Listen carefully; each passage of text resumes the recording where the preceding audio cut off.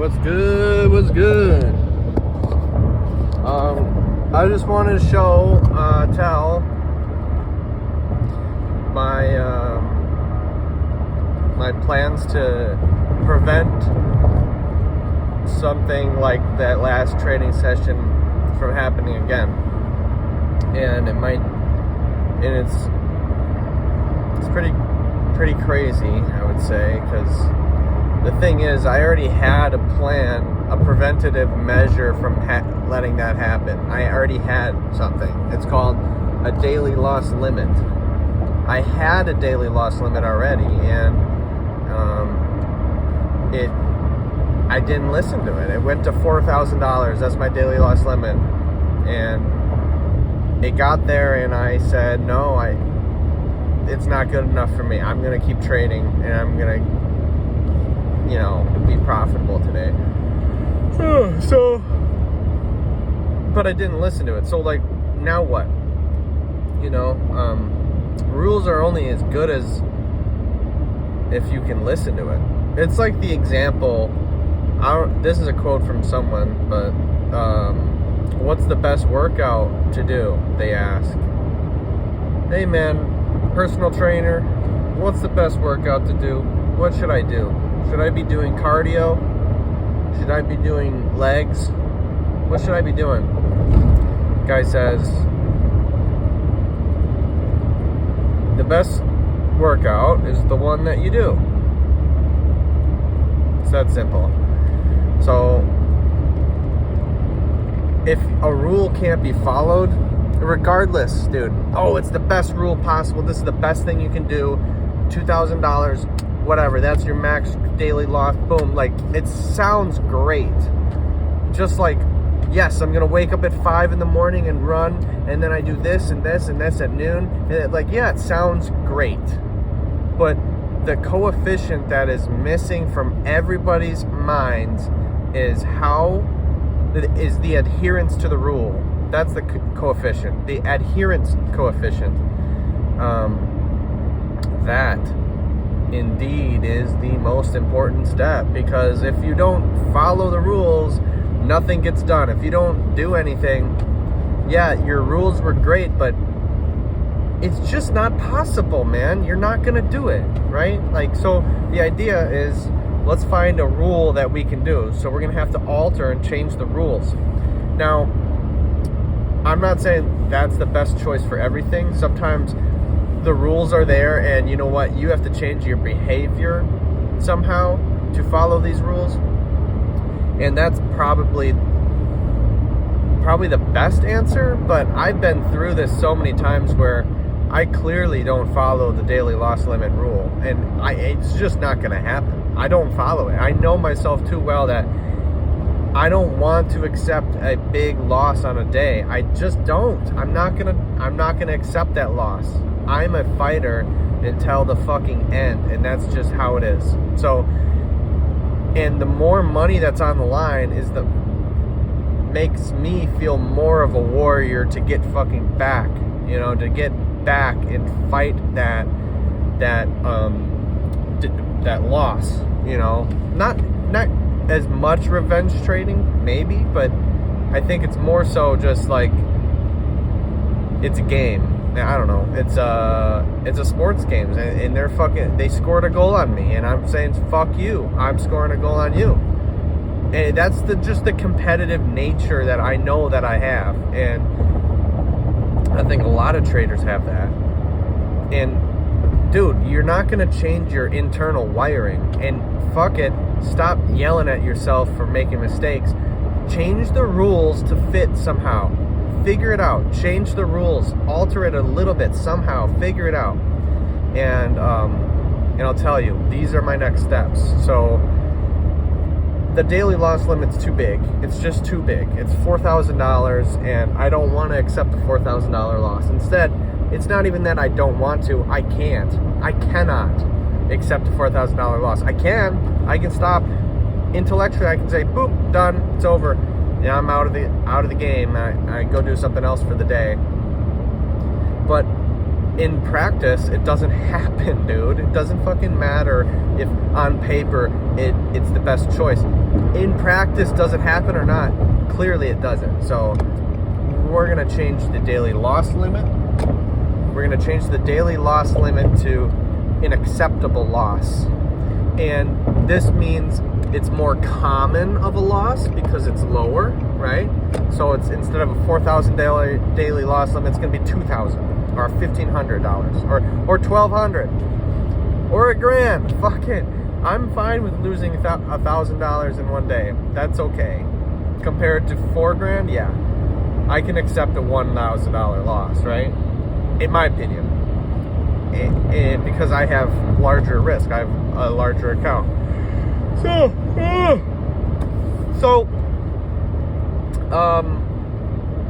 I think that's what I'm gonna do.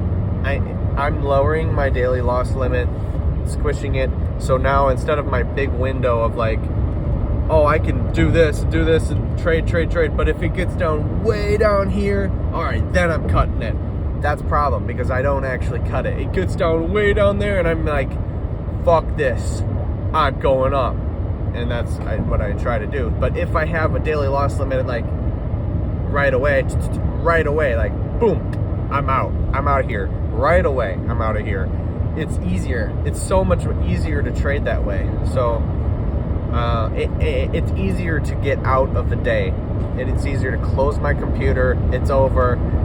I accept it. It's a $1,200 loss. Big whoop. It's easier to take that. So that's my idea. That's my next steps. I'm really changing nothing with my trading. It's just okay. I am trading a little slightly different, and I'll tell you how.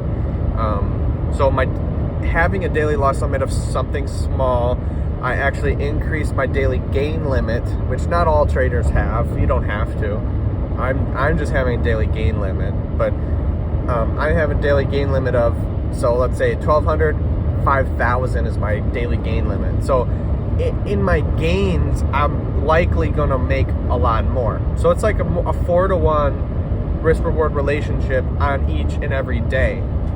And obviously, I'm not gonna always hit my daily gain limit or daily loss limit. Sometimes I'll be in the middle, and then the timer runs out. I also have a duration, a latitude fixture as well. So really, longitude-wise, I'm capped, and then latitude-wise, I'm capped too. I'm really compartmentalizing my trading, so then I can actually statistically analyze what's going on. For a year's worth of data, I mean, we're gonna have quite a few days of trading that we can really then statistically analyze what's going on, what's the best choice and what's not the best choice. But the thing is, I can't possibly compartmentalize if I have a freaking daily loss limit that I don't actually adhere to. I just say, fuck it, I'm just gonna trade, fuck you, to the rules. And that's a problem, all right? That's just a problem. You can't do that. So I'm trying to make make myself listen to that, and it's kind of like treating yourself as a third person, this trading thing. I'm like the CFO right now, and I'm talking about the CEO behind his back right now, and it's really myself. The same thing. Like when I'm trading, that's the CEO doing his thing. I'm putting caps, salary caps on these restrictions, regulations on the CEO, because the CEO goes a little crazy sometimes. The CFO is needed, you know. So trading is a bit of like a split personality type shit. At least that, in my opinion, at least what I got going on. So I'm gonna say to the CEO, yo, we got daily loss limit now. Instead of 4,000, it's gonna be 1,200. It's gonna be easier to take, and it's gonna be quicker to take, and it's gonna be more frequent. Yes, it's gonna hit. You're gonna hit a daily loss limit like 1 out of every 5 days, at least. Maybe 2 out of every 5 days, 40%, who knows? The thing is, I'm normalizing that daily loss limit, and I think that's so crucial. If you normalize, it's just procedural. It's just, you get off the toilet, you flush it right away. You just flush it. That's how it happens. You flush. It's fucking habit. Same thing, daily loss limit. You're trading, hit, oh, that's my account, boop, I'm out, we're done. It's just procedural. And if I do it frequently, if I have daily loss limits consistently and frequently, it's going to be habit. It's going to become habit. So having daily loss limit tighter so I hit it more frequently is going to normalize that and try to habitualize that as quickly as possible. And that's what I want. Regardless if I'm profitable or not, we need that daily loss limit pretty much concrete, because that's our defense. This is a game of offense and defense. Offense is you're in your trading, you're slinging, you're gunslinging, your freedom, you're loose, you're shooting. But then defense is fucking hard nuts, big leg motherfuckers. Defense! They're really quite different than offensive people. So defense in our trading is that daily loss limit. Cut off, extremely disciplined, extreme. And the only way to do that, in my book, in my opinion, is just have that habit of just cutting off, daily loss limit. I'm out. It's normal, really. It's just normal procedure. And if it's not that much of a loss, only $1,200, and on my gain days I have like 5,000 or maybe, more, whatever. I mean, that's fantastic. I'd have that. And then you see on the profit loss statements on the day by day, you see 1,000, 1,000, 1,000, 1,000, 1,000, 5,000, 3,200, 2,000. Negative 1,000, negative 1,000. You see like, oh, daily loss limit, and you see that being respected. And I just think that is so alluring to any clients that would see my trading, is they see it's not randomized. It's pretty much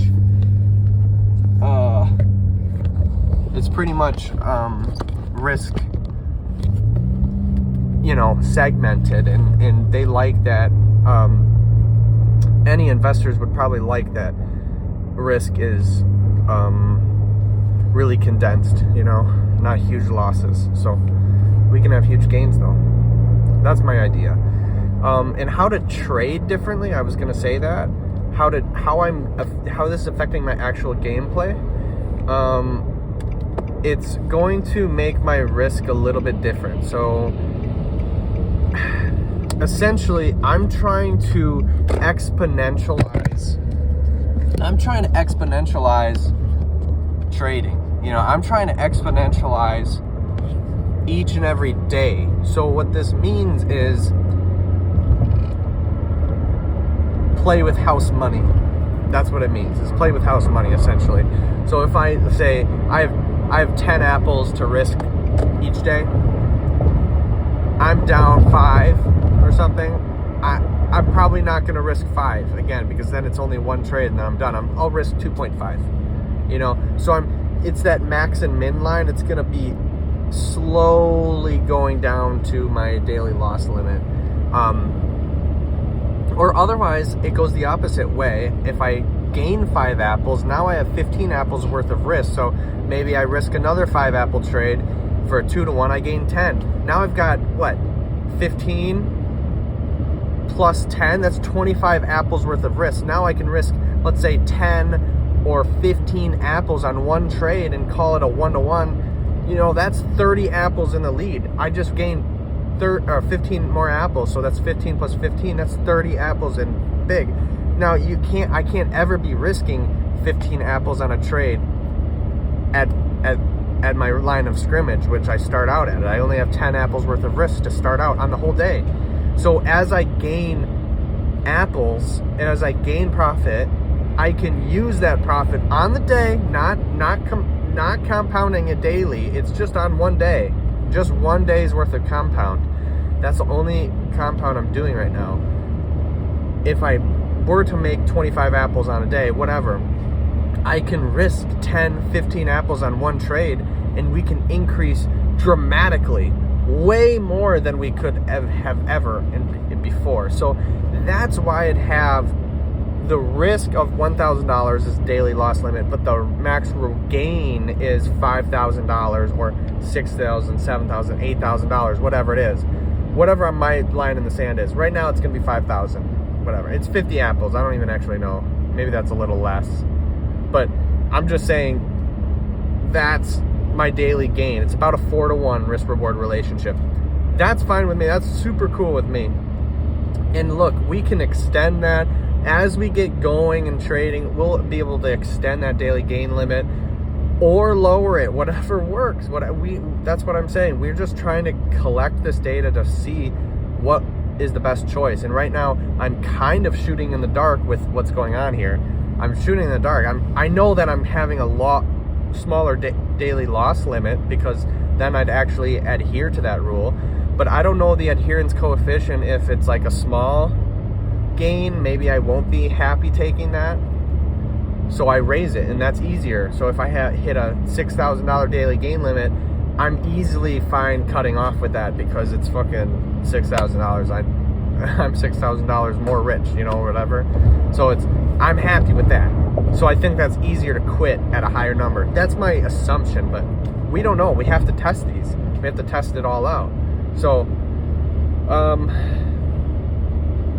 that's how I'd operate on trade-by-trade basis, and that's quite different than I was.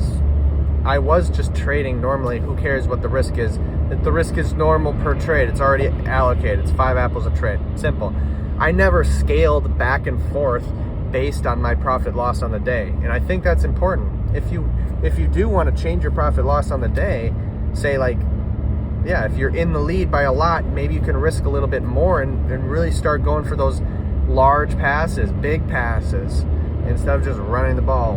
And maybe if you're super close to your daily gain limit, maybe you can just take a 0.5 to 1, a 66% inherent win rate. A 0.5 to 1, you're just collecting a small amount. That's just like running up the middle. Give it to your running back, run it up the middle a little bit. Maybe grab a first down, maybe grab a little less. Doesn't matter. We won. It's over. Like, we won it. If you gain a little bit of yards, we just needed 2.5 apples more and we're in. And that's it. But each and every day is another offensive move.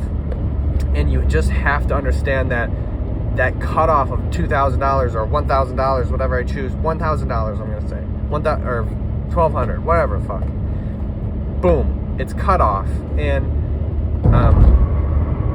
I think it's going to be a lot easier to take that cutoff point if it's lower. That's all. That's what I'm going to do. That's my plan.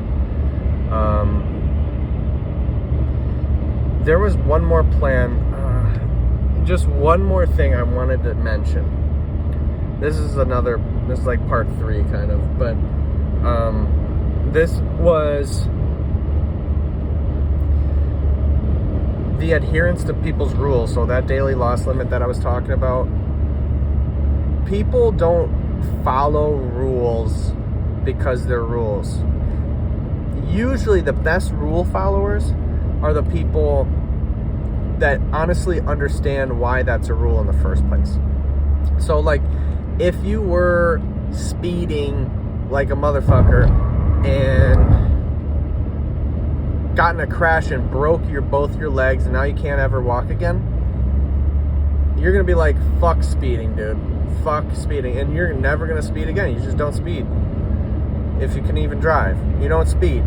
Why? Because man, that that's a rule. You don't know, when you're 16, you don't really know kind of why that's a rule. You just know that's the fucking rule. The thing is, when people know why that's a rule, why that's there in the first place, that is crucial. That's what makes your adherence to these rules so much more strong. So I have to answer, why do you have a daily loss limit? And I'm going to answer, because historically, every time I lost an account, I had lost it all in one day. And if I can stop just that, I think it will give me such an advantage in trading, it's beyond measure. If I can just not have that one day that I fucking destroy everything, that'd be great. Well, how do you do that? Well, stop trading after a certain point, bro. Stop trading. You can't possibly lose $20,000 in a day if you stop trading at $2,000. Negative $2,000, it's over. And that is what I'm finally starting to trickle down through my dense ass head, is saying, whoa, oh, that's why I have a daily loss limit. That's why. And we have to subconsciously understand that, because when we get into the battle, the bullets are flying, you're not going to think about intellectually, oh, it's smarter to do this. No, you're going to think about all the way deep down, that's what's going to actually determine what you do in the day. And I didn't deep down understand why my daily loss limit was there. I just understood, yeah, this is a fucking obstacle. That's what I have to do. And I don't. And then I don't listen. I say, screw you, and I go rogue. And I like going rogue, and that's who I am. The problem is you can't do that. You can't, because then you're going to have that huge loss. How to prevent that huge loss?